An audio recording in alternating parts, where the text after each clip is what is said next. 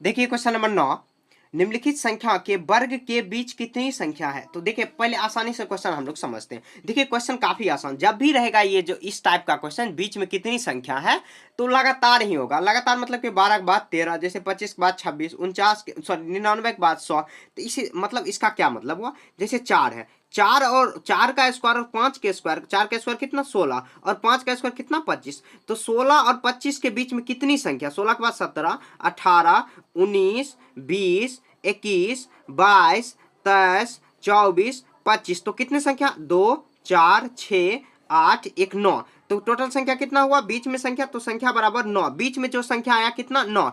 तो देखिए यहाँ पर बड़ा बड़ा संख्या है, इसको अगर हम लोग इतना लिखेंगे, मतलब ऐसे अगर यहाँ पर 12 का स्क्वायर 144, 13 का स्क्वायर 169 लिखेंगे, उसके बाद लगातार ऐसे करेंगे तो गलती हो जाएगी। गलती नहीं, बहुत ज्यादा समय जाएगा और बनाने का सही मेथड भी नहीं है। तो इसको बनाने का क्या ट्रिक होता है, तो बनाने का ट्रिक होता है, जो ये पहला जो संख्या दिया हुआ है n, इसको मान लेंगे, ठीक है। n बराबर हो जाएगा पहली, मैं समझा रहा हूं अभी, जब क्वेश्चन बताऊंगा तो वहां पर भी लिखूंगा। n बराबर पहली संख्या और n प्लस 1 बराबर कितना, दूसरी संख्या, दूसरी संख्या, ठीक है।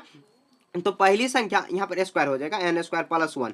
तो एन मतलब क्या, पहली संख्या और दूसरी संख्या, तो इसके बीच में संख्या हो जाएगा, लिखेंगे बीच में, तो लिखेंगे तो बीच में बीच बीच बीच वाली संख्या, बीच वाली संख्या हो जाता है 2n। तो n कितना, पहली संख्या, तो कितना आ जाएगा 2, यहाँ पर कितना आ जाएगा 2n। तो 2 4 गुना यहाँ पर 8 आ जाएगा 8, तो 4 दूनी 8। तो यहाँ पर हम लोग को लगता है कुछ गलती कर दिए, तो यहाँ देखिए 4 का स्क्वायर 16 और यहाँ पर 24 नहीं पकड़ना, सॉरी ये बीच में संख्या है तो 24 तक ही पकड़ना है, 2, 4, 6 और 7, 2, 4, 6 और 8। तो 8 टोटल संख्या आ गया। देखिए एक बार और समझा रहा हूं मैं।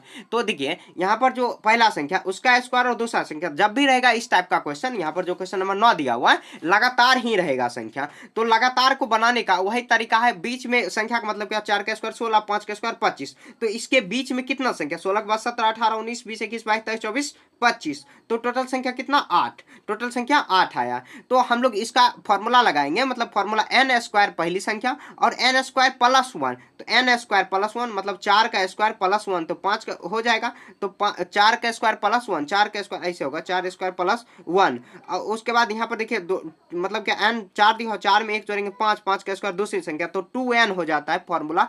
2n मतलब n जो पहला होता है उसका डबल हो जाता है। तो यहाँ पे लिखेंगे, यहाँ पे देखिए क्वेश्चन नंबर 1 में 12 और 13, यहाँ पर आप समझ गए तो लिख देंगे।